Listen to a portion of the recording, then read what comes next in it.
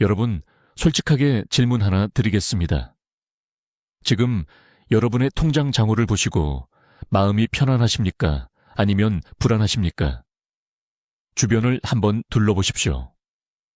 동네 상가의 임대, 현수막이 얼마나 많이 걸려 있는지, 같은 직장 동료들이 얼마나 불안한 눈빛으로 미래를 이야기하는지, 뉴스에서는 연일 성장률 2%라고 말하지만 정작 여러분의 지갑에서는 그 성장이 느껴지지 않는 이유가 무엇인지 생각해 보신 적이 있으십니까? 냉정하게 말씀드리겠습니다. 지금 대한민국 경제는 숫자 뒤에 숨겨진 치명적인 균열들이 곳곳에서 터져 나오고 있습니다. 정부는 연착륙이라는 단어로 포장하고 있지만 현실을 직시하는 사람들은 이미 알고 있습니다. 우리가 지금 서 있는 자리가 얼마나 위태로운지를 말입니다. 오늘 제가 들려드릴 이야기는 단순한 경제 뉴스 해설이 아닙니다. 여러분의 재정적 미래를 완전히 뒤바꿀 수 있는 핵심 정보이자 지금 당장 행동하지 않으면 5년 후 반드시 후회하게 될 경고입니다. 많은 분들이 경제 위기라는 말을 들으면 나와는 상관없는 이야기라고 생각합니다. 어딘가 먼 나라 이야기처럼 혹은 뉴스 속 남의 일처럼 느껴지는 것이 사실입니다. 그런데 여러분, 정말 그렇습니까? 지금 이 순간에도 여러분 주변에서 일어나고 있는 일들을 자세히 들여다보십시오. 여러분이 자주 가던 동네 식당, 언제부터인가 사라지지 않았습니까? 회사에서 팀원이 줄어들거나 신규 채용이 얼어붙지 않았습니까? 물가는 오르는데 월급은 제자리 걸음을 하고 있지 않습니까? 이것이 바로 경제 멈춤에 가장 가까운 신호입니다. 문제는 대부분의 사람들이 이런 신호를 인식하면서도 구체적으로 어떻게 대응해야 할지 모른다는 점입니다. 왜 그럴까요? 첫 번째 이유는 정보의 비대칭성입니다. 정부와 언론은 거시경제 지표를 발표하면서 성장률 2% 달성이라고 말하지만 이 숫자가 여러분 개인의 삶에 어떤 의미를 갖는지는 설명하지 않습니다. 성장률 2%라는 것이 사실상 제자리 걸음에 가깝다는 것, 그 안에서 특정 산업만 성장하고 나머지는 침체되고 있다는 것, 특히 내수 경제가 심각하게 무너지고 있다는 것은 숫자 뒤에 숨겨져 있습니다. 두 번째 문제는 인간의 심리적 편향입니다. 여러분의 뇌는 기본적으로 불쾌한 정보를 회피하도록 설계되어 있습니다. 심리학에서는 이것을 낙관 편향이라고 부릅니다. 설마 나한테까지 그런 일이 일어나겠어? 라는 생각. 바로 그것이 여러분을 가장 취약한 상태로 만드는 함정입니다. 세 번째 문제는 행동의 지연입니다. 많은 분들이 다음 달부터, 내년부터 상황이 나아지면 이라는 말로 준비를 미룹니다. 그러나 장담컨대 경제 위기는 여러분이 준비될 때까지 기다려주지 않습니다. 마치 천천히 끓는 물속의 개구리처럼 서서히 다가오는 위기를 인식하지 못한 채 가장 치명적인 순간에 맞닥뜨리게 되는 것입니다. 이제 구체적인 숫자로 현실을 직시해 보겠습니다. 2024년 한 해 동안 사업을 접은 자영업자가 얼마나 되는지 아십니까? 무려 100만 8천 명입니다. 통계 집계를 시작한 1995년 이래 처음으로 100만 명을 넘어선 수치입니다. 폐업률은 9%를 돌파했고 특히 20대의 폐업률은 20%가 넘습니다. 젊은 사업자 5명 중 1명이 문을 닫았다는 의미입니다. 서울 외식업 폐업 건수는 전년 대비 24%나 증가했습니다. 이것이 뉴스에서 말하는 연착륙의 실체입니다. 가계부채 상황은 더 심각합니다. 한국은행의 분석에 따르면 부동산 관련 가계부채 누적이 민간 소비를 매년 0.4%포인트씩 위축시켜 왔습니다. 만약 국내 총생산 대비 가계부채 비율이 2012년 수준으로 유지되었다면 지금 민간 소비 수준은 실제보다 4% 이상 높았을 것이라는 분석입니다. 쉽게 말해 여러분이 지금 느끼는 소비 여력의 부족, 그 상당 부분이 빚더미 위에서 눈덩이처럼 불어난 이자 부담 때문이라는 뜻입니다. 그리고 가장 충격적인 지표가 있습니다. 바로 잠재 성장률입니다.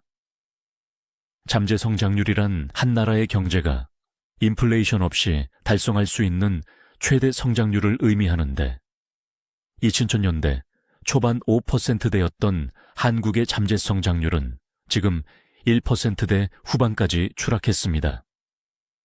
현재 추세가 이어지면 2030년에는 R% 내외, 2040년대에는 0%대까지 떨어질 것으로 전망됩니다.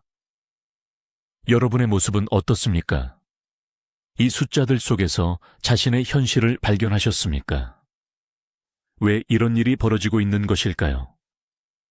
표면적인 이유를 넘어 구조적인 원인을 들여다보겠습니다. 첫째, 생산인구의 급감입니다.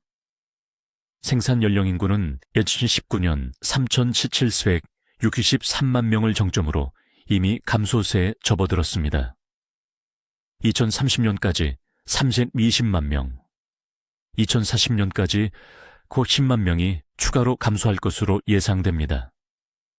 2070년이 되면 생산 연령 인구 1명이 노인 1명을 부양해야 하는 구조가 됩니다. 이것은 단순한 인구 문제가 아닙니다.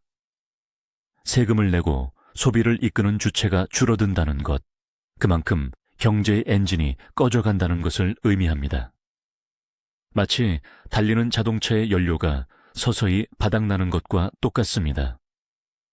둘째, 수출과 내수의 극심한 불균형입니다. 정부는 수출이 역대 최대라고 자랑하지만 그 온기가 여러분의 지갑까지 도달하지 않는다는 것을 아십니까? 반도체를 제외한 대부분의 산업은 관세와 글로벌 경기 둔화에 직격탄을 맞고 있습니다. 수출 대기업이 돈을 벌어도 그 돈이 중소기업과 자영업자, 그리고 일반 소비자에게 흘러가지 않는 K차형 성장 구조가 고착화되어 있습니다. 부자는 더 부자가 되고 중산층과 서민은 점점 더 쪼그라드는 구조입니다. 셋째, 환율의 구조적 약세입니다. 원달러 환율이 1,400원대에서 내려오지 않고 있습니다. 과거에는 경제 위기 국면에서만 이런 환율이 나타났지만 지금은 위기가 아닌 평상시에도 이 수준이 지속되고 있습니다. 이것은 한국 경제에 대한 글로벌 시장의 신뢰가 흔들리고 있다는 신호입니다. 환율이 높으면 수입 물가가 오르고 그것은 곧바로 여러분의 장바구니 물가 상승으로 이어집니다. 착각하지 마십시오.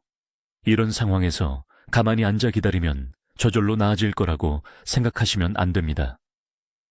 지금부터 여러분이 반드시 실행해야 할 3가지 구체적인 방법을 말씀드리겠습니다.